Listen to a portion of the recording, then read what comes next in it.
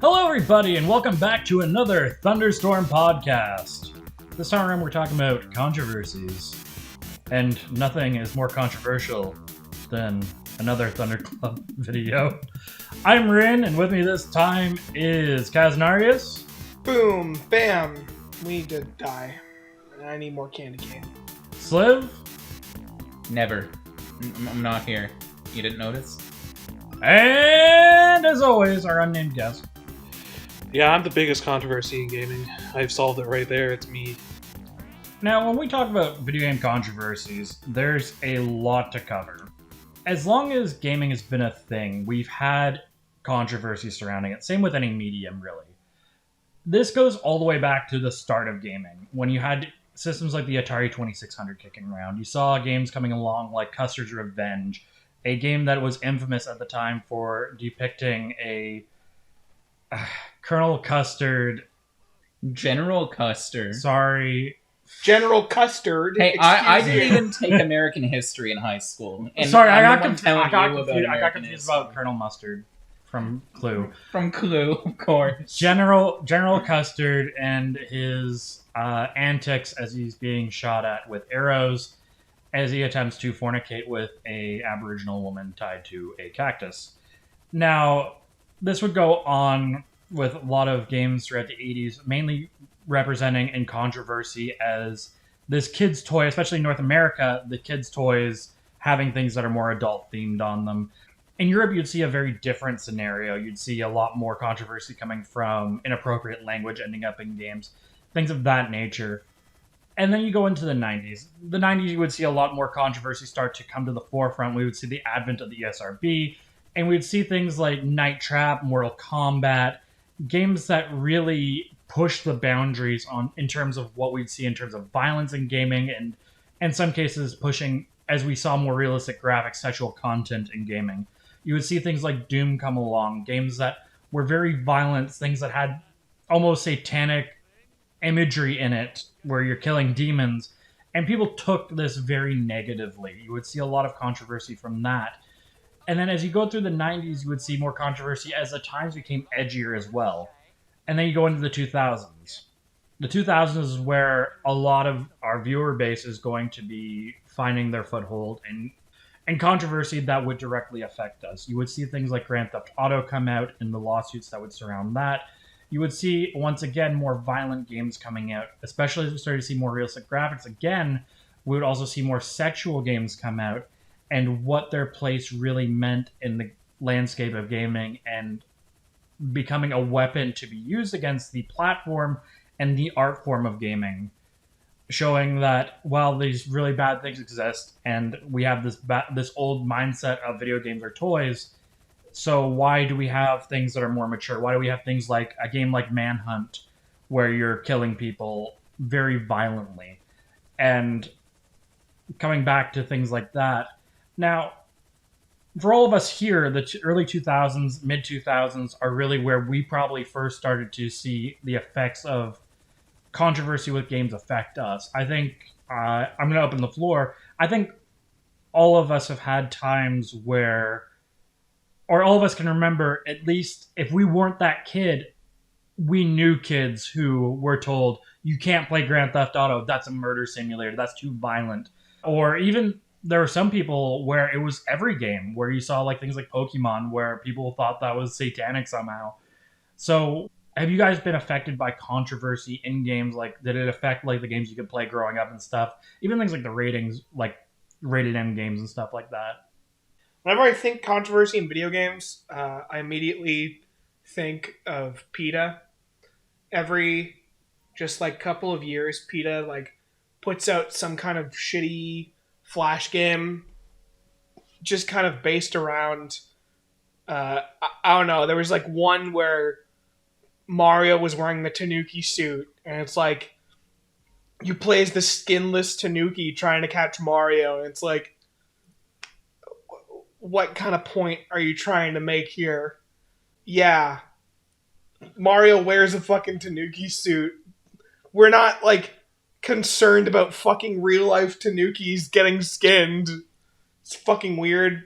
I know that there was a Pokemon one. Oh, Pokemon Black and Blue is my favorite one. That one's really funny. Uh, I played that one, and it gives you a Tepig, and I immediately named it Bacon because it's a fire pig. It cooks itself. Yeah. Yeah, PETA always seems to be the organization that kind of just goes off the handle and fucking loses their shit over every little thing. And for some reason, they decided in like mid 2000s to late 2000s to like I'd say 2010s to just like put out a bunch of weird ass video game protests that I'll admit I still remember them. So like on that front, was their shitty little campaign kind of successful? Sure, we all remember them. Yeah. But like I have to still ask myself, like, what's the point? Like, I could play Pokemon Black and Blue and say that I'm pretty fucking sure that, like, most of the children playing Pokemon games aren't going to consider the ramifications of, like, owning Pokemon because they aren't fucking weird, real-life animal breeders. Well, They're just fucking kids. I think what you're missing here is that PETA didn't care about the video games at all. PETA was just using video games as a medium to get their message across because there was something like somewhat related to their actual message. They don't actually care that Pokemon fight each other in Pokemon, and that it's effectively a weird cockfighting game for children. And they don't really care about that. They could just use it as like weird evocative imagery for their own actual message about real life animals. Sure. It's funny that they would use Pokemon Black and White as the basis for that because that's the one that actually does kind of ask the question of is keeping Pokemon goods? I mean, the game says it's good. I'm not sure how good it would actually be in real life to have this world centered around cockfighting, but whatever. Apparently they like it when they're captured. Yeah, apparently it's good for them. I guess like it uses the mindset of like domesticating animals would be the best way to describe it. It's like, oh yeah, you're domesticating. Like you domesticated, like if you have a dog. I just domesticated this million-year-old god deer. I don't know. I just feel like I don't know. A point like that is just getting like too much in the weeds. Like, Yeah. how bad is it that we have fucking dogs? Like, just chill out. When I think of like weird game controversies, it's mostly shit like that. I have quote gaming controversies that aren't necessarily like, I don't know, big corporations fucking up or anything like that. Want to just talk about one little WoW story? Just like one little fun WoW story. Go. In Vanilla WoW, there's this little guild who, they want to do what FF14 players do. One of their guildmates died from a stroke. It was very sad. And this person really loved fishing. It's like their favorite thing to do in game. And so they had this big event where they would all get together and fish in remembrance for this person that died.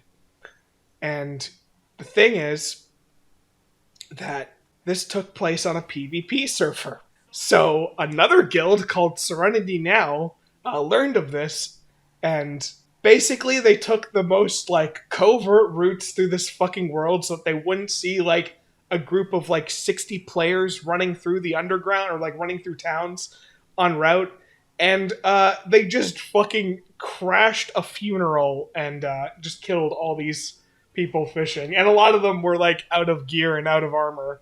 They were like just to like cosplay for it, I guess, and they just fucking annihilate everybody at that funeral. And it's like, yeah, that's definitely a highlight of the World of Warcraft players. What do you guys think? Is it okay? Are they assholes? Sorry, that's a trick question. Yes, they're assholes. Oh, yes, they're assholes, but they shouldn't have been on a PvP server. Well, you can't change. Yeah. Especially in Vanilla WoW, you weren't able to change. Well, sucks to suck. Yeah. Wow. Oh, well, people are just playing the game. It's a PvP server. You This gotta video- always be ready to be attacked. To clarify, this video still exists. It's actually a relatively iconic like fucking meme in the Warcraft community, because like as they start honing in on these people just fishing, they play the fucking I'm a Scat Man song and just fucking annihilate everybody. Just 60 motherfuckers come out of nowhere and just crash your funeral. Is that really controversial? Maybe not to us, but like people still like argue with one another in like the forums to this day whether or not like that was okay, whether or not Blizzard should have stepped in. Personally, I love that games like MMOs they can have silly, stupid little stories like this. Yeah, I guess that is definitely a type of controversy. Like, the player base can sometimes definitely be the cause of a controversy to rise up. Oh, for sure. Burning Crusade, like a boss came out that if you got hit by the poison, it would like rapidly drain your health to 0. And if you got near anyone else, it would also give them the same debuff.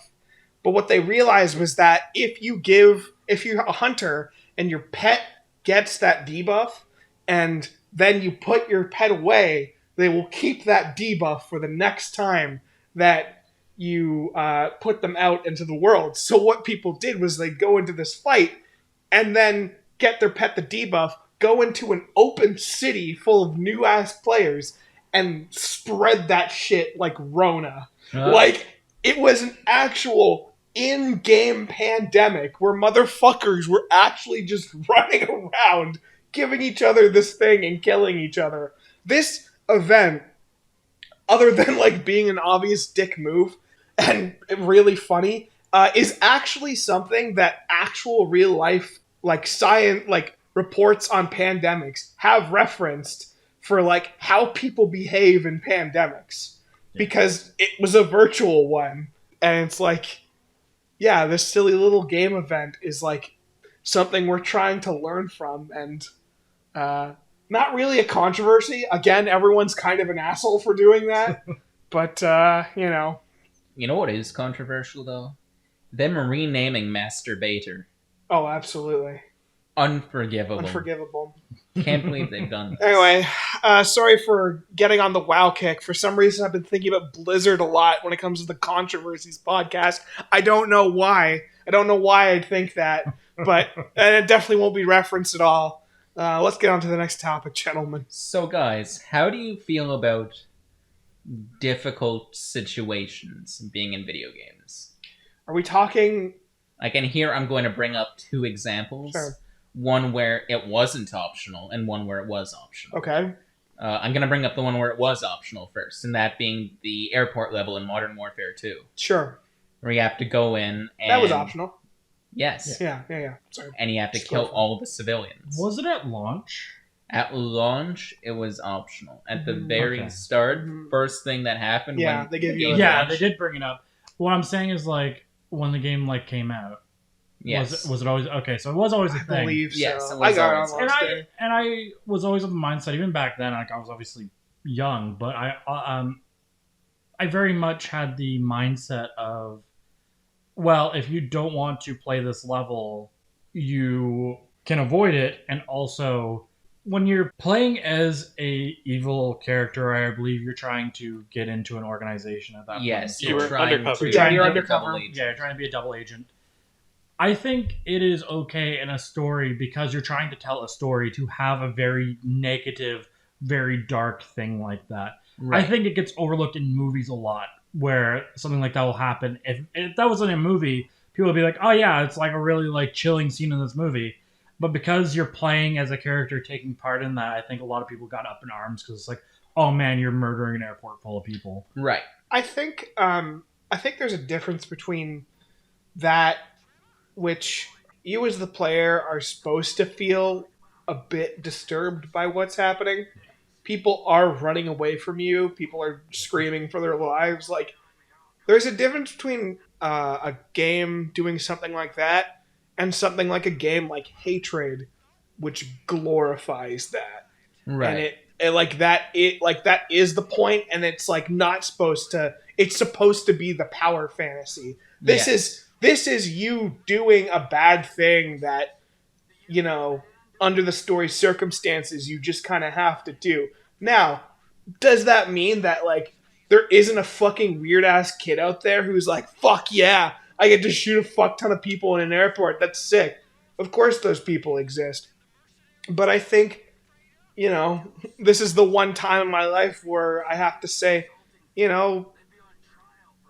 was it tasteful? Not really, but I guess I have to rest on the merits of art in a Call of Duty game. Right. Which is a fucking awful sentence to say, and I kind of want to throw up. But yeah, for some reason I never even thought of that. But yeah, thanks for checking. Yeah, I completely forgot about that. It was a really good thing to bring up, though. And the other one, whereas in Modern Warfare 2 it was optional, in Grand Theft Auto 5 it wasn't. And here I'm talking about the torture scene, where you're playing as Trevor, and you're smashing a guy's teeth out with a crowbar, and you're buzzing him with the car battery. That did generate a lot of controversy when it came out. True, because that is a very accurate depiction of torture. And it is not optional. It is mandatory to continue the story. Yeah, I never played Grand Theft Auto 5 all the way through, so I wish I could comment on it. It's definitely a very chilling scene. It is a very uncomfortable thing to be doing. Once again, though, it plays a role in the story. It is to show that, you're doing bad things. You're playing as bad people.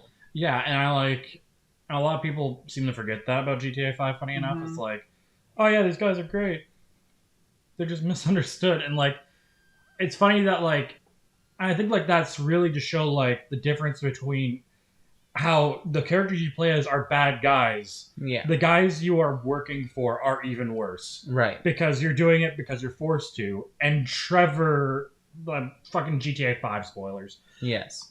Trevor ends up saving the guy and taking him to the airport so he can get away. Yeah. In the end. Trevor, who's a sociopath and totally crazy and freaking, the first time you see him, he literally turns someone's face into gray matter on the ground. Is the less bad in the situation.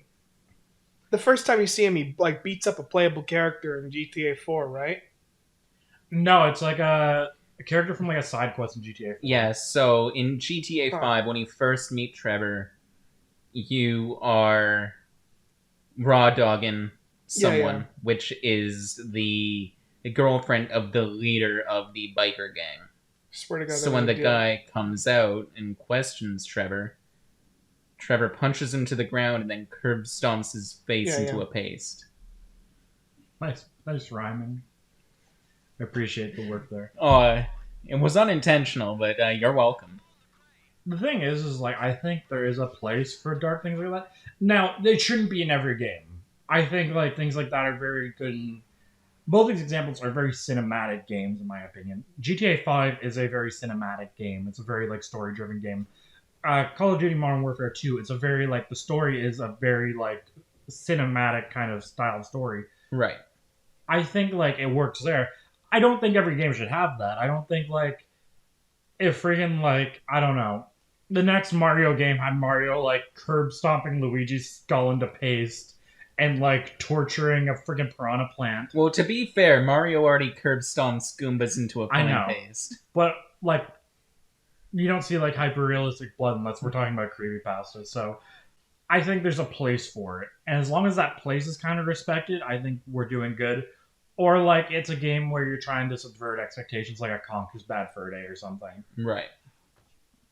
As long as you're clear about that.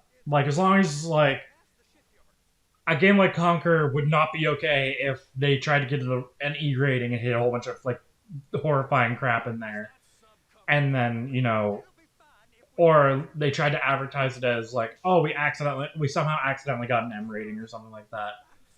Or all the ads were super happy fun time, and then it was Happy Tree Friends. Happy Tree Friends. Well, yeah, Happy Tree Friends is a good example of a similar kind of dealio, and that's a gore fest. I think literally the game equivalent of that is Doki Doki Literature Club.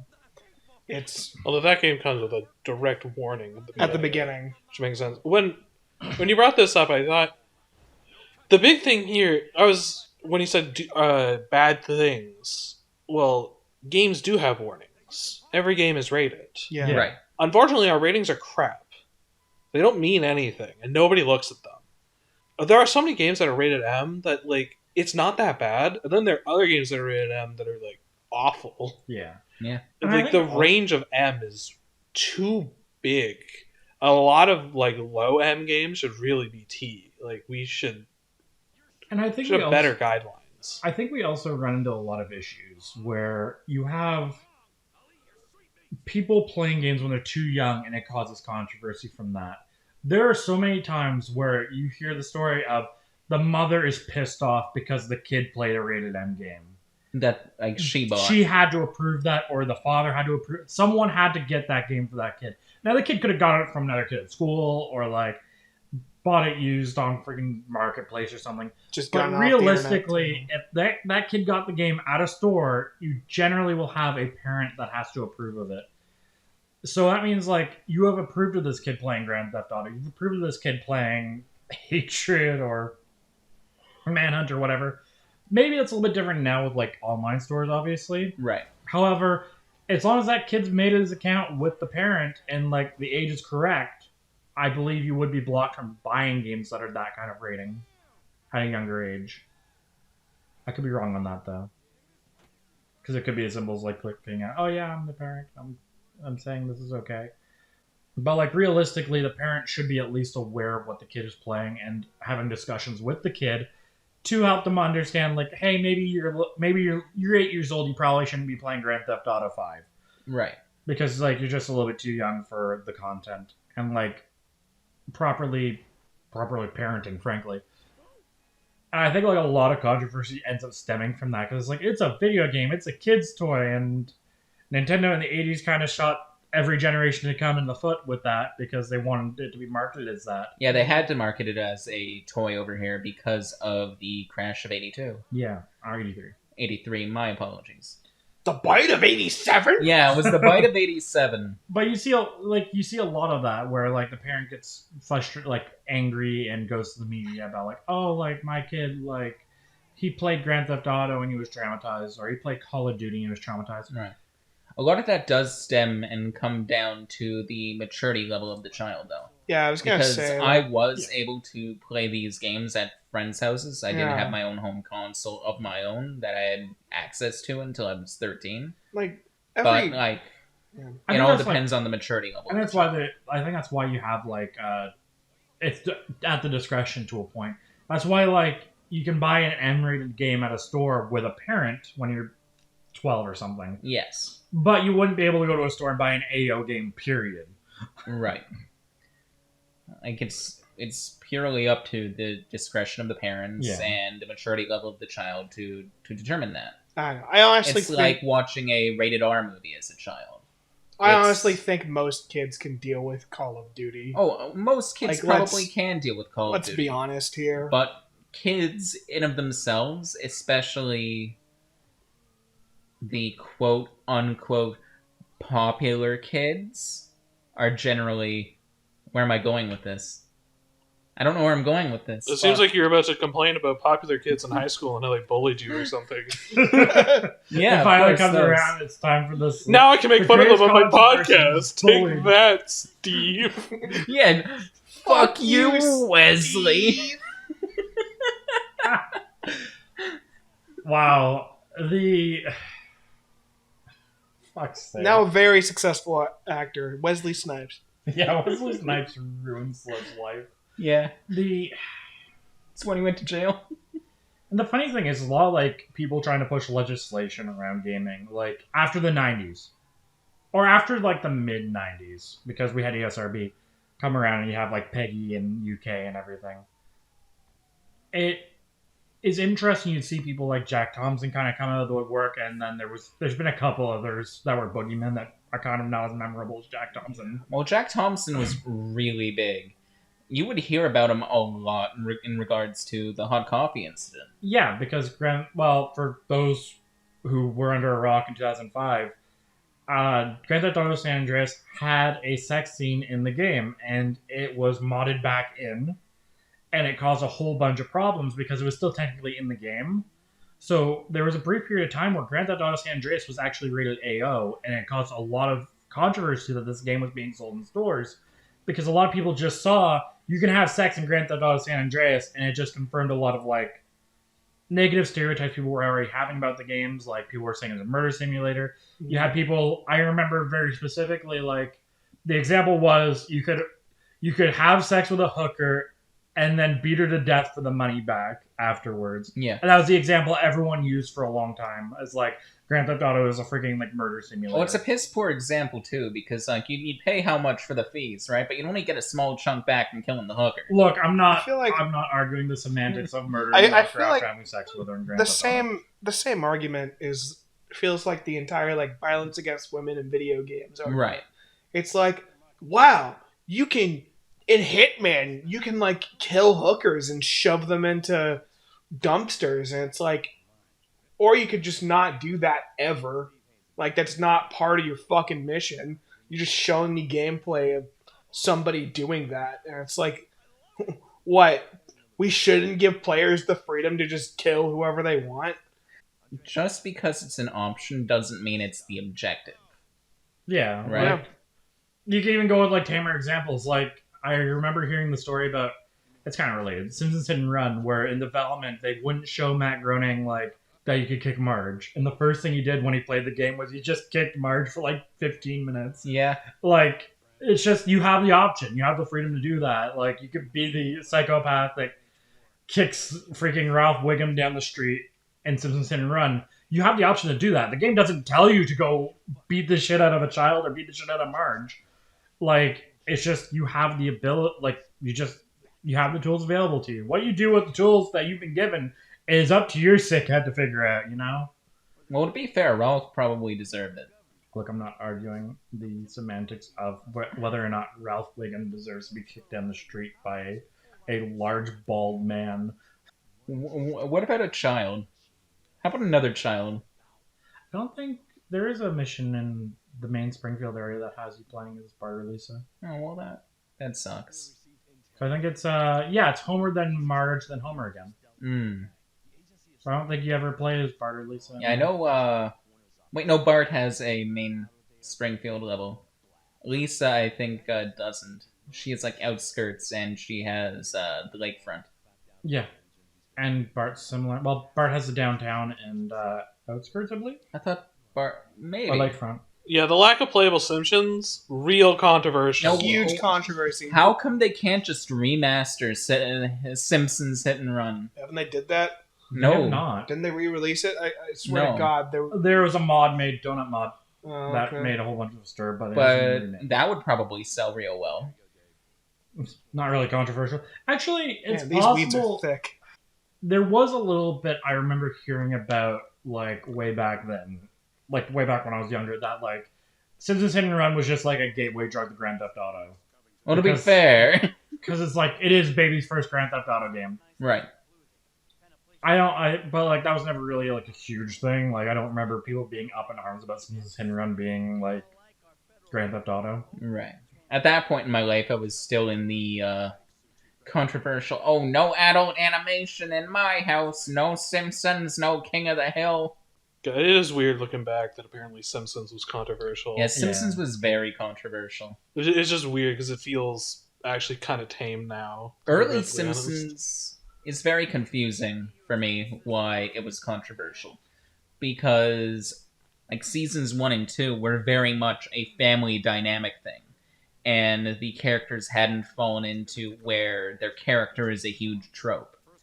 It's the big reason is that it took on very serious subject matter at times, and some people get very uncomfortable about that. You see it a lot with games too, where Right. bringing it back to video games, there are a lot of games that have mature content in them, and people get up in arms about it. You see examples like if like a game like Doki Doki had come out and it was rated M, and like they didn't have the disclaimer, I think it would have been like a huge controversy. For example, Yes. I think like there are a lot of examples of stuff like that, or I've heard. So let's clarify. Doki Doki Literature Club still had controversy. Yeah, There was a kid in Britain who fucking killed herself after playing that game. I don't believe we know if that game influenced her, but I will admit that the timing of her killing herself after she played the game, okay, sure. Here's actually a segue because I'm going to pose a question. With that logic in mind, now is Doom responsible for influencing stuff like Columbine? No. The video games cause violence argument has generally been debunked on Yeah. so many levels. Mm. It makes sense that someone who would commit such actions would like a game like Doom. That makes sense. But it wasn't Doom that made them that person. Exactly. That kind of person would like Doom, but I also would like Doom. It's very unfortunate that, and I don't know if this was before or after the event in question, that a Columbine map was made for Quake? No, it was one of the shooters did make a map of the school right before the shooting happened. It is possible that he used Doom as a tool to potentially play out the fantasy before things happen. Doom is not responsible for what happened. No, not at all. And no way, shape, or form. But it was a huge controversy through the 90s that Doom did this. Doom was responsible. It was all over the news. There were people that were calling for it to be banned. And I don't know if Doom ended up being one of the reasons the rating board was made. I think it might have been. I think it was more Mortal Kombat. And are you referring to ESRB? Yes, RB. Yeah, ESRB. It was Mortal Kombat and Night Trap. Night Trap, yeah. Which I think there were a couple others. I think it's. I'm trying to remember the name of it. Slaughterhouse. Yeah, Slaughterhouse. That was 3DO, I think. Splatterhouse. Splatterhouse. Yeah. Splatterhouse. I've been trying to remember the name for the past 2 days. But that one was another one that was brought up. You would see Splatterhouse, you'd see Night Trap, and Mortal Kombat were the big ones. But I also think Doom might have caught some of that. Well, certainly. I don't know if it was involved ESRB in related, but I believe by the time Doom was out and readily available, well, they were already in talks of creating the rating system. yeah. I imagine Because so, at that Doom, point, Doom you was already had... Doom was 93, I believe. Yeah, Doom Yeah. was something like 93. At this point, you would have already had the ratings that Sega created themselves on their Genesis cartridges. Mhm. So you did have some steps being taken already. Now, Doom was the punching bag throughout the entire 90s, and then kind of Grand Theft Auto took it over into the 2000s, which is super interesting, I think, because honestly, some people are like, oh yeah, Doom's satanic and stuff. You're killing demons the entire time. You're literally purging Mars and demons and going to hell and killing demons. You're technically doing a positive in terms of You're doing the Lord's work. you're doing really. Lord's work. Let God sort them out. Yeah. Doom got a lot of shit. And obviously, most shooters have gotten shit for apparently causing violence because politicians want to use it as an easy scapegoat because it was a new emerging medium. Yeah. And everyone shits on the new emerging medium. Mhm. And every time a shooting happens, and this is a really tragic topic to talk about, so I'm gonna try not to joke too much about it. Every time a shooting happens, you have some lawmaker that comes out of the woodwork and you never hear them before, you never hear them after, and they go, wow, video games. Well, Video games are awful. They caused this to happen. The kid had a copy of Call of Duty in his house.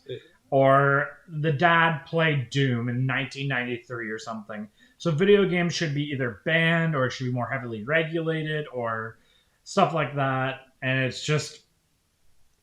And it is similar with other mediums still, too, because, it seems like the two big ones, ironically, film gets dodged a lot because a lot of it's music and video game.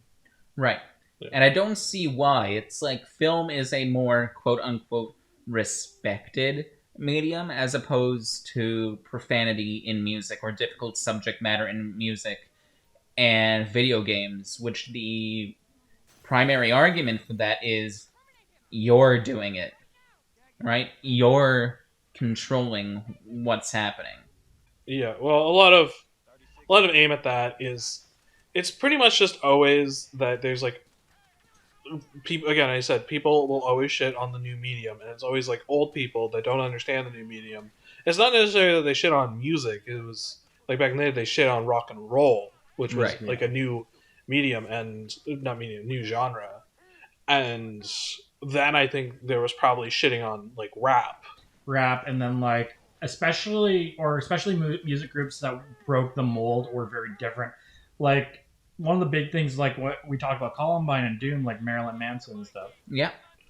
because we saw like so much about that, and the two It's were like- really connected in that sense. Oh, look at this weirdo Marilyn Manson. You know, he removed a rib to suck his own dick. Quote, 90s kid. Yeah, but basically people are dumb and people don't think about things very well. And then if you combine that with the amount of I think it's in general crime is down, but the amount of crime reported on the news is up. Yeah. So a lot of people I think generally speaking the video games cause violence debate is basically over. People have admit that they've lost and video games don't cause Right. violence. Some Yeah. people will still bring it up, but it's Well, not as prevalent. But back then, people would be like, "Oh man, there wasn't so much violence in my day. What's changed? There's this new thing called video games where you shoot people," and thus they immediately turn to blame it because when you notice something new is happening and there's a new thing as well, you correlate them. right. Yeah. Like, the thing is, though, like, it hasn't even truly stopped yet. Like, look at last year, during the Rittenhouse trials. One of the things they went to immediately was, "So, Kyle, you play Call of Duty, right?" And, I don't know if we want to take a side on that one. Well, But we're not taking a I side will on it. say- We're just bringing up in the sense of the trial and stuff. It was brought up as something like, hey, so Like- video games, trying to get video games to be the boogeyman. Yeah. And I think like that does still happen a lot where video games are brought up as like, It's just not as widespread as it Yeah. used to be. yeah, it's not as prolific. And I think all the jokes that can be made about a lawmaker making a joke about it, like saying like, oh, yeah, video games are bad. I think we've made them all at this point. yeah. We're kind of retreading ground. That's why I think like a lot of the lawmakers that kind of pop up, they're all not as memorable as Jack Thompson because everyone made fun of him. But So Yeah. I think he went crazy. for a lot of like the politicians, you can tell that they do not understand video games or they don't know anything about video games because after Columbine, there was a politician who said that the shooters were replicating what they saw in Doom, right down to the apparel, which none of them were wearing Space Marine armor. No. So that's already wrong. They were wearing trench coats. Yeah. So this guy has no idea what Doom even is. He hasn't even looked at the box art of Doom, which shows what you wear in Doom. So they didn't care. They were just like, oh, this is the new thing that the kids are into. I would prefer to blame it over actually dealing with what caused the issue. which wasn't availability to guns. Sorry, that's a whole other debate. That is My a apologies. confession I'm about- going off the handle here. Man. Fuck and the like, NRA. And like the 90s are such an interesting time for controversy. Like even now you hear people telling stories about like controversies back then. And how, because things were a bit the Wild West still, you saw a lot of very controversial games come out. You saw, like, honestly, looking back at it, if Duke Nukem 3D were to try to be released today, like, ignoring the gameplay changes, obviously, never, not Never. in a million years. Like, I love Duke Nukem. Like, we've been running shorts on Duke Nukem forever recently because of that beta being leaked and stuff like that. I love Duke Nukem. He is very much a 90s character that could not work very well today. Just because of the controversy that would surround him. But, like, and I'm sure there was at the time, too. It's just you can get away with a little bit more because you have that Wild West aspect of it. Right. I think that it's less the Wild West and more like, the percentage of gamers in the 90s and 80s that were young males. Yeah, Right. I think, That's just your audience, right? Yeah, I also Like, why are agree. we going to make a character that... Yeah, of course I'm going to disagree with this argument, but, like, genuinely, when you're in the fucking 80s and 90s and, like, your reported sales of, like, most video games are, like, 80% young male, like, why the fuck am I going to make something that's, I'm gonna appeal to argue, females? I'm gonna argue a little bit differently. I'm gonna argue that it wasn't so much like a male versus female thing. It's an age thing. To get Duke Nukem 3D when it came out, or to get Doom when it came out, you had to order it.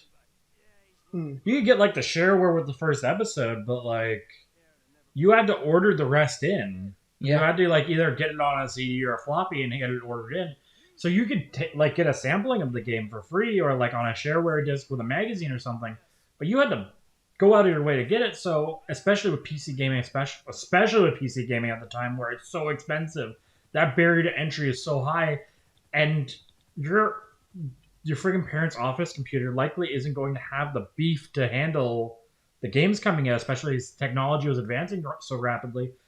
I think as things become more accessible, it's just the age has become younger. People get into games at a younger age. Like, not to say that there weren't little kids playing games in the 90s and stuff. It's just the stuff like Duke 3D or Doom were more accessible to an older demographic. And as you go further back, the more violent games were just... They weren't... If you're a kid in 1985, you're not really going to be able to get yourself Leisure Suit Larry. No. You know? So I think games like that, they just inherently had the ability to be able to be separate from kids. Not to say that I'm sure there are some younger people that played these games, obviously, but it was harder to get your hands on. So I think a lot of the demographic was just a little bit older, and then as time's gone on, it's become a little bit younger, and you kind of have to be a little bit more careful about that stuff. And while I don't think it rated M games should be impacted for that, I think like obviously you need to account for that when you're making a rated E game that like it's actually going to be a kid that's 6 years old possibly playing it. Right. Not to say you can't have a mature theme in there. I think you just have to be a little bit more careful about like having more raunchy humor and stuff like that wouldn't fly over someone's head even at that age. You don't want to cause a kid to ask concerning questions. Well, maybe you do want to have kids asking concerning questions, though, right? Asking questions. Okay, asking questions is fine. I don't want a situation where an E-game comes out and the kid has to go, well, what's an asshole to the parent or something. Well, the asshole is your asshole, son. You know what I mean? I'm just trying to say, like, the demographic's gotten younger. Yeah. And I think that's also possibly why we saw a lot of controversy, especially in the 2000s, where, wait, the video games are violent, or in the 90s even, where you saw Mortal Kombat. Every kid could play that in the arcade. You know, the demographic was starting to get younger. Well, the demographic's always been pretty young, right? It's all been about accessibility. Yeah, to an extent. I think that they're definitely, like with PC gaming, it was definitely an older demographic. And I think that's changed a little bit, especially more recently, as like the popular esports titles are very easily accessible now. They're very easily playable. They're designed that way. They're designed to be so that little Timmy's Chromebook can play Rocket League. Oh no, it's designed so little Timmy can tell little Jeremy, like 3 kilometers down the road, that he fucked his mum on Fortnite. So while you guys were talking about that, I looked up video game violence on Urban Dictionary, and its definition is the cause and effect of everything bad that has occurred after 1992. Yeah. Yeah. And it's so interesting, if you go back to that trial with Night Trap and stuff, Night Trap isn't even that bad. No, Night Trap is incredibly tame. Zero nudity. Zero nudity. Zero fucking nudity. I have been had. I can't believe I bought this piece of shit and there's no tits. Well, people I remember hearing that Night Trap was almost pornographic. I heard oh yeah, there's nudity in this game. There's a whole lot of blood and stuff. I think the only blood you see is when they extract it or whatever from people and kill them. With an actual vial. Yeah. So and it's way over the top and campy. It's ridiculous. And it was this huge controversial thing. It was one of the most controversial games of all time. And I have no idea why. Well, the lawmakers and the people arguing that case never played Night Trap. They didn't even investigate into it. They said the objective of the game was to kill the women. Yeah, and it's not. The objective of the game is to protect the women. Because people just took everything at face value, it feels like. Yeah. Oh yeah, that's why you got the Doom and Satanic stuff. Yeah. Because they were oh, there's demons? There's pentagrams drawn on the wall? Ignoring that you're killing the demons to stop them from destroying everything. It's stupid. I mean, it could be worse. It could be, the Pokemon is satanic thing. Yeah, because Satanic Panic is weird. Yeah.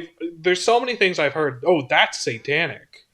And it's what? Why are these children carrying around monsters in their pockets? Just to move us a bit away from violence, because we talked about it a lot. Yeah. Like, the satanic panic is weird.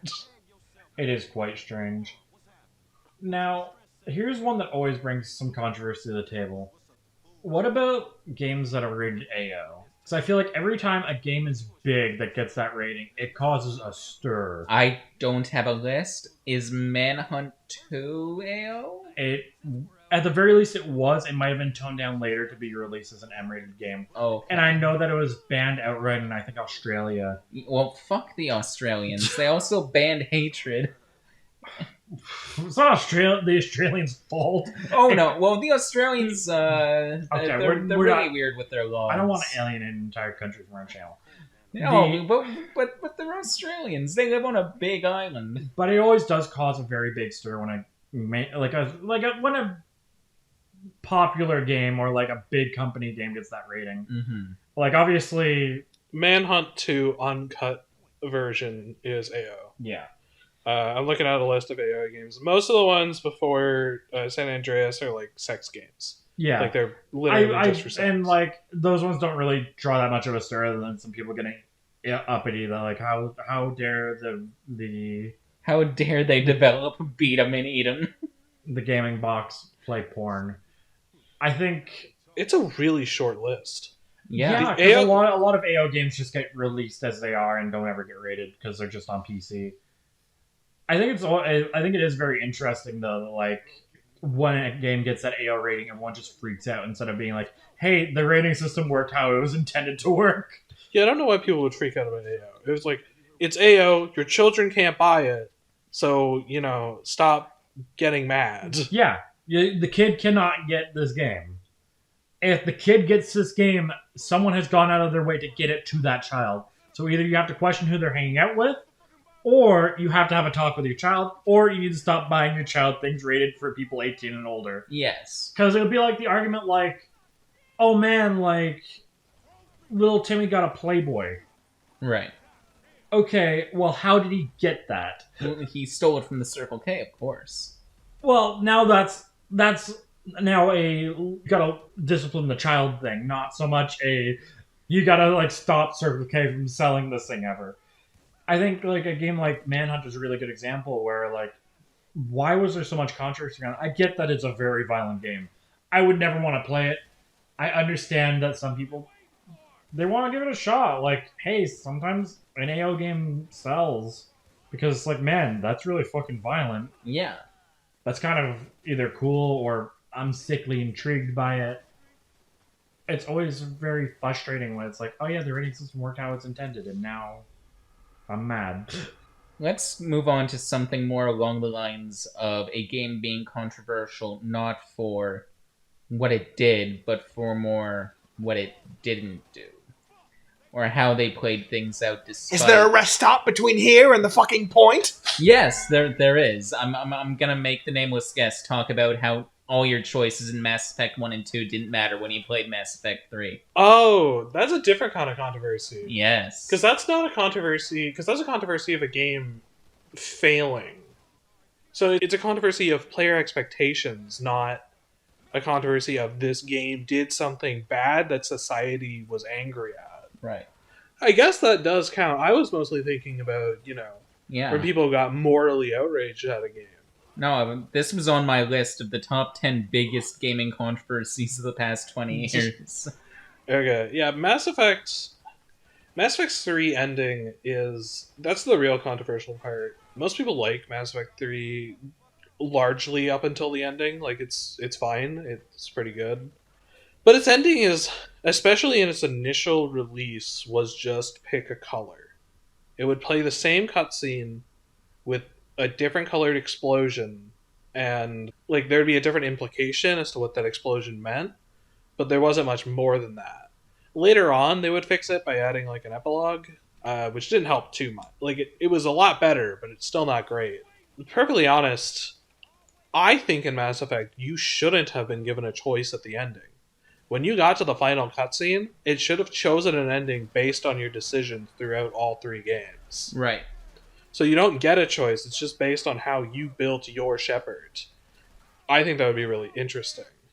But no, they went with a really basic choose your ending. You can... Now, I guess the good thing that they did was none of the endings are necessarily like the morally correct or the morally wrong one, except Control, which is just stupid.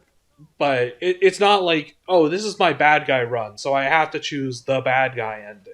Right. You can definitely play Paragon the whole way through and choose Destroy, even though Destroy is colored red instead of blue, and it would still make a lot of sense. But yeah, no, people were pissed about Mass Effect 3's ending. It destroyed a lot of people's faith in BioWare at that point. It ruined a lot of people's just perception of the whole franchise, actually. But I do think it was a bit overblown. It's a disappointing ending, but like some people had a lot of vitriol for it. Now, how do you guys feel about the racist undertones in Resident Evil 5? Okay, that one's going back to more of the moral outragey stuff. Yeah, moral outrage stuff. I played the Resident Evil 5. Yeah, the whole game's racist. It's racist that you get to play as a black woman as well, too. Black women don't come from Africa. As we all know, it's racist if you portray black people in Africa. And I think the real solution would be to replace all the black zombies with white zombies. Because only white people live in Africa, as we all know. And everyone would just be happy. Yeah. Top 10 stupidest things people have gotten mad over. Yeah, I think it's a little... Now, I don't know too much about it. Like, I don't know everything about Resident Evil 5 because I didn't play through it. Mm-hmm. But I think it is dumb if someone just heard the sentence, oh yeah, Resident Evil 5 takes place in Africa. Therefore, all the zombies are black. And thus it's racist when you kill them. Like, that sentence is kind of dumb. I'm sure that the game probably has, like, a few things in how it deals with the natives. There are tribal African... that those probably hit, like, a weird, like, stereotypy kind of thing, and probably aren't very good, and could actually be, like, kind of racist depictions. I don't know, because I haven't played Resident Evil 5, but just the sentence, shooting black zombies is racist, is kind of dumb. That would be my take on it. I don't have anything further to add other than people are idiots, and if you actually went further and looked at different parts of the game, you would find something to actually kind of be mad about. Yeah, I'm sure there is something in there that is kind of racist. It wouldn't surprise me at all. It's not that there are black zombies. That's not the racist part. That's just a demographics based on where the game is taking place, kind of thing. Okay, I want to talk about something that we can all have an opinion on. Years later, Dexit has cut the fucking fan base in twain. Both of you included, I would say. Yes. I wanna get your take. For future reference for anyone watching, Dexit is Pokemon in the latest game Sword and Shield did not include the majority of the Pokemon in the game. They are unable to be caught. They're unable to be brought up from previous generations. They're just not allowed to be used. And people were very angry. To the layman, this may sound like a really dumb thing, but people get really attached to their little digital creatures, myself included. The point I'm trying to make here is how do you guys feel about the new upcoming Pokemon games, and how has the bitter taste of Sword and Shield in general affected how you buy Pokemon games nowadays? Give it a full dex. Doesn't matter if everything's able to be caught in the game. If the Pokemon can be migrated to the game, that's all that matters. Because at this point, the only way to get your Pokemon over is to put them into Pokemon Jail, which is Pokemon Home. Mm-hmm. And as soon as that service goes down, all your Pokemon that you put into Home are gone. So as long as there's a way to put them all into a physical game, there is no other issue. But because of the Dexit issue, and because they decided to do it that way, and I don't know if they're continuing. I think they're making a complete dex for Violet and Scarlet. There's no confirmation. No confirmation. Yeah. I'm Wonderful. gonna side on probably not. There is no guarantee that the Pokemon you like to use will be able to be used in Scarlet and Violet. There's Yeah. no guarantee they'll be able to be used in Gen 10 or even Gen 11. Yep. Because, a Shuckle isn't a very popular Pokemon, but, nobody's gonna use it. It's not a popular Pokemon. We're not gonna put Shuckle into any games anymore. Well, they really haven't operated on that. Dexit cut a lot of very popular Pokemon. Yeah. I think But yeah. it made me very frustrated when it came along that the Dex was going to be cut. I was very mad. I still haven't played Sword and Shield. Sword and Shield made me very frustrated when it came out that the Dex was going to be cut, and I never played Sword and Shield, and I actually haven't played a Pokemon game since then. That has been like a new one that's come out. I very much have moved to this mindset of, if I want to play it, I'll buy it used. I really will just maybe play Fanworks or look in other directions for that Pokemon fix. I still love Pokemon, don't get me wrong. I love the series. I have Pokemon that I absolutely adore, and some of them are not popular ones. Some of them were lost in the Dex cut and it made me mad. Although some of my favorites did make it over. So, I definitely had that mix, at least this Pokemon made it in. However, I shouldn't have to have that mindset. And I think this would be a different conversation if Pokemon hadn't made such a point for so long to do it. To make sure that all the other Pokemon were at least available. Right. Where, sure, when we went up to Gen 3 and stuff, we weren't able to transfer from Red, Blue, Yellow, Gold, Silver, Crystal. However, those Pokemon still existed. You could still catch most of them. Over time, you were able to obtain all of them. You were able to bring them back to Ruby and Sapphire, Fire Red, Leaf Green, because a lot of the ones were from Gen 1 that went missing. Gen 2 Pokemon would slowly be trickled in, and then by the time you got to Gen 4 and Gen 5 and stuff, you had access to all these Pokemon because you had the remakes coming out, you had all this other access. Now with Sword and Shield, I will never be able to bring certain Pokemon over to Sword and Shield just because Sword and Shield doesn't have them in the game.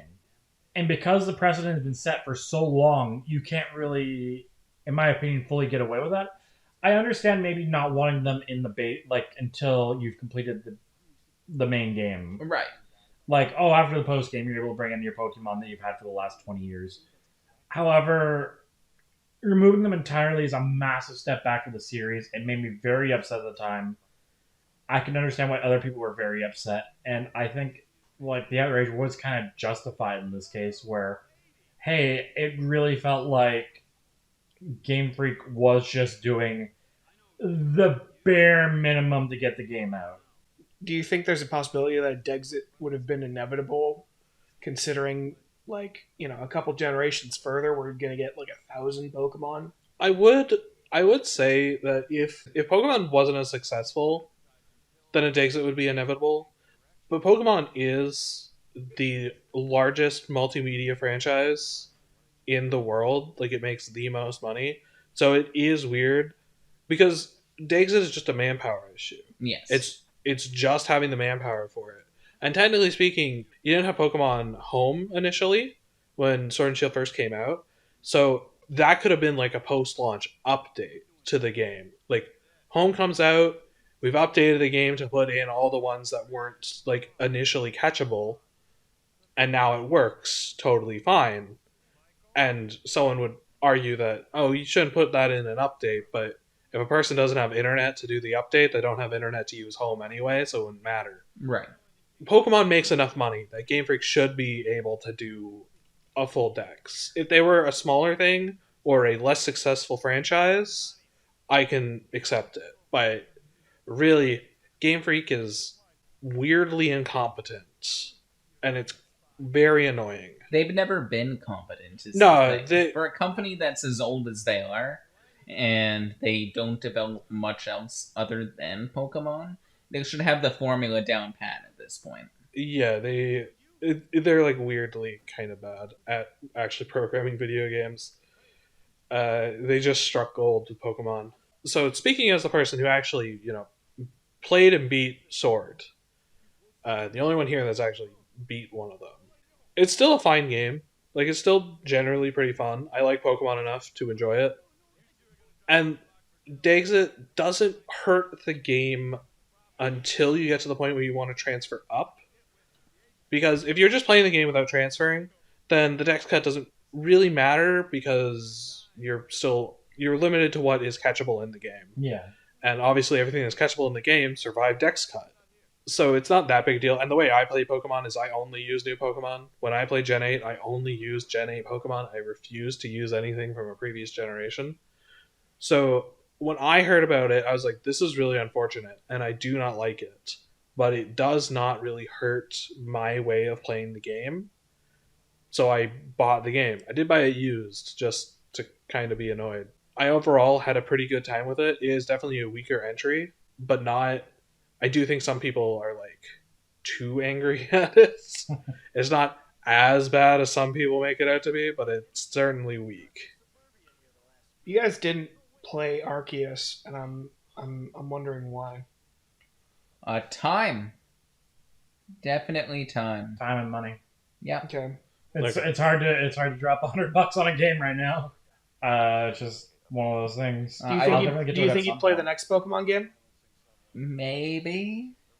No guarantees. They'd have to fix the issues they had in Swish. So they need what they should do. What I want is full decks in the post game. Before the post game, gotta pull a black and white again. I want them to pull a black and white again because it's gonna piss off a lot of people. But then they'll be happy that it has the full decks in the post game. Yeah, it would be nice if they just come out with a trailer like saying every Pokemon is here again. Yeah, the big thing with Dex was that they didn't tell us properly. Yeah. If they had a guy come out in their like direct and say, "We suck and we're trying our best, but we cannot have all the Pokemon in. Please understand." I think people would have a much better reaction to. It was like an offhand comment at E3 or something. Yeah. Where, like, during an interview, someone just said, "Oh, not all the Pokemon are going to be in it," and they never like mentioned it. It's not in any like promotion for the game at all. Which, I mean, I guess it makes sense. You don't want to put in your trailer, "We only have half the Pokemon." That'd be weird. But again, in like a Nintendo Direct style, Pokemon has their own basically. Yeah, they generally do solo ones. But in one of those, someone should have come out and said, "We're sorry for this, but that's the way it's got to be." The other thing that's frustrating is they did all the legwork to avoid this exact situation where they had to cut Pokemon. Oh yeah, they future-proofed models. Yeah, because they future-proofed the models and everything, and they have like a whole bunch of animations that have never been used for all these Pokemon, and they're just all like not used when the time came for them to use it. And like, there's some weird stories you hear about how it's just like full ineptitude that caused that. It's not really a Nintendo thing to apologize for things, I think. Yeah. I don't know. They've definitely done the please understand. Please understand for release dates, maybe, but never just like a, hey, our game kind of fucked up, sorry. I'm saying what they should have done, not what they should have done was have the full decks, but what they should have done when they realized that they couldn't for some reason was to just get out in front of it. I know. I'm thinking back, and I cannot think of a time that Nintendo apologized for anything they put out other than, "Hey, sorry, it's getting delayed a bit." I mean, Game Freak still hasn't apologized for Incineroar, so I mean, I don't expect them to ever apologize. Yeah, that really is a fucking travesty, honestly. Like, every time I see that thing, I want to actually vomit. Yeah, disgusting. Incineroar is horrible. Fuck Incineroar. I don't mind Incineroar. Fuck you. This isn't Hot Takes Part 2, Ren. So, you ever just lose your USB at a medieval times? Let's not. Is it really even controversy? Wow, Randy Savage is fucking inept. Incredible. It's his name. You ever just bury Activision Blizzard? I mean, through your own ineptitude? Man, what can I even say about this fucking company that hasn't already been said for the last fucking year?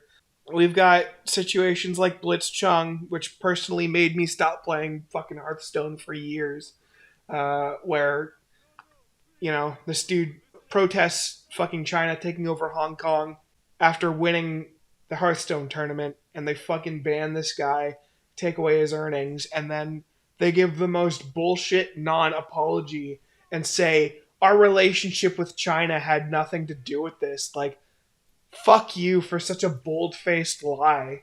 Especially because I remember that on their Chinese social media, they're going out of their way to like be apologetic and all this stuff. And I believe even I can't remember for certain. I believe there were like comments on like their Chinese social media where they were saying, "Hey, like the appropriate action will be taken and stuff." Yeah. Yeah.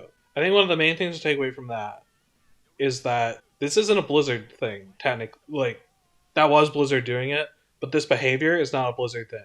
No corporation is ever actually on your side. You ever seen those images during Pride Month where, like, Bethesda has, Yeah. Bethesda Get US, that virtue Bethesda signal. Europe, Yeah. and then Bethesda Russia, it's still, like, their normal Yeah. thing because they don't want to promote gay pride in Russia because they would get persecuted for it by Russians.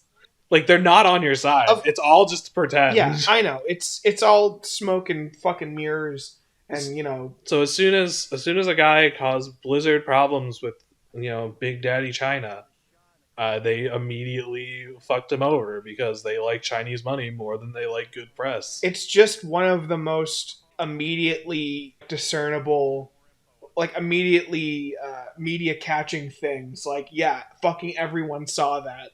Fucking everyone knew what you did, and it's crazy that somehow Blizzard still held a reputation after that, and B, They kept digging. they like it just kept getting worse. Like 2021 was a fucking hilarious Hail Mary. Like, a new bar is set for just like shitting yourself into the ground. And it was Somehow. like every week a new story Yes. came out. Like it was issues in the workplace, like people crawling under desks to look at skirts, people stealing from the breast milk fridge, Sharing pictures of the freaking Cosby suite. the Cosby suite, showing a fucking coworker's vagina and like having that person commit suicide. There's a Bobby Kotick's like weird like letter or something where he threatens to kill his assistant. That wasn't a letter. That was a phone call. Okay, yeah. An actual recorded fucking phone call. Like, and it was just every week it was something else. And like, I have not wanted to play an Activision Blizzard game since then. I don't think I have. I don't think you have. I haven't. Was on the cusp of deleting my account until Microsoft bought them. Does that? I don't know. And I'm wondering if I'm gonna regret that decision. The idea I have in my mind is that, please God, please, will Microsoft drain the fucking swamp?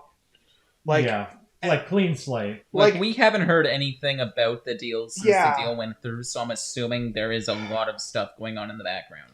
I think that Activision Blizzard's like stockholders have like agreed to it, and it is kind of going forward. I'm not entirely sure. I do hope that if it does happen, again, like Microsoft's another big corporation. I don't necessarily trust them in any capacity. They want money, but I think they know that if they make a show of trying to improve the Activision Blizzard stuff, it will give them good PR, and thus some good things may happen. I hope that they fire Bobby Kotick. at the fucking bare minimum, just fucking like get him out of there. Like, he's so representative of this fucking awful workplace and like being like the fucking like an actual fucking evil person. Like, and like it has ruined the future ability for the company to make make money, frankly, like as it is right now. Because, like, on top of it, you have situations where, like, no one's playing WoW right now. A lot of people jump ship throughout 2021. Some people are starting to go back, but, like, a lot of people jump ship, not just because of the controversy, because WoW was shitting the bed. WoW was shit. And then you have Overwatch 2, which is about to come out. And, no, like, there was definitely coverage for it, but I don't know if I know anyone that actively was playing the beta. Beta was invite only. It was invite only? It was invite only. I know it exists. I know some characters were changed. I don't... Yeah, May can't freeze anymore. But, I don't care. Yeah. And I think, a lot of people are of that mindset now, where it's just, I don't care anymore because of all this bad shit that's happened. I cannot separate Overwatch from the dumb shit. Yeah, Overwatch 2's multiplayer is essentially Overwatch 1, but worse. No, it's a giant fucking patch, essentially. Yeah, Overwatch 2 is a patch. I've heard they're playing with the idea of making it free to play and then just having a battle pass, which would be probably the only way that Blizzard can save themselves with that. They're banking on the co-op. Well, to my knowledge, Overwatch 2, we were always getting the PvP for free because it was just going to be a straight upgrade on the Overwatch 1 PvP. Right. Which means Overwatch 1's PvP would be gone forever. What you'd be paying for with Overwatch 2 is the PvE thing. The co-op thing, yeah. So... Still pissed that they renamed McCree to a porn name. Cole Cassidy cannot sound any closer to a male porn star's name than anything else. They could have called him Cutthroat Cowboy, and I would have been fine with it. They were caught between a rock and a hard place, and I imagine that they just went with the first suggestion that was given. Yeah. I think they went, man, we got to change this name because the guy we named it after turns out to be a massive asshole. He also really liked putting his names in games. There's an area in WoW that's named after him as well. They changed it. Not to Cole Cassidy. That would have been funny, though. No, they named it Cutthroat Cowboy. Well, it's not a character, it's a place. But it's still named Cutthroat Cowboy. Cutthroat Cowboy Land. Right in the middle, I think it was Argus or something, which is some weird alien bullshit. I mean, yeah, it's gonna take a long time for them to get that reputation back, and quite honestly, I really don't know if they ever will. Trust is hard to regain. This is Blizzard used to be the fucking company where every game they put out was an absolute banger, and one of the few BlizzardCon, yeah, BlizzardCon was it was one of the first to do something like that, along with QuakeCon. They have the most support from a community that anyone had ever seen, and maybe Activision Blizzard was the beginning of the end, but all I know is fuck, we are in a bad state, and yeah, I kind of feel bad for playing Blizzard games right now. Controversial opinion. Time to end the podcast. Yeah, you know what? It's not really a controversy. Final podcast. Let's go. I need to go stir up some controversy on my own to catch my drift. I've been Rin, and with me has been Sliv. Ooh, good night, everybody. Kazanarius. Cowabunga time, the suckhole. And as always, the unnamed guest. The fuck? What the fuck's the suckhole? I'm ignoring it because I want to get out of here. You can follow us on Twitter at THNDRCLUB. We also have a Twitch at twitch.tv/ThunderClub. We do occasionally stream, I swear. We also wouldn't mind if you subscribed. If you enjoyed listening to this epic of a podcast, generally treading over stuff that was probably relevant a while ago. It's relevant now. It's relevant now in our hearts. It's been a good one. We'll talk to you all later. See ya.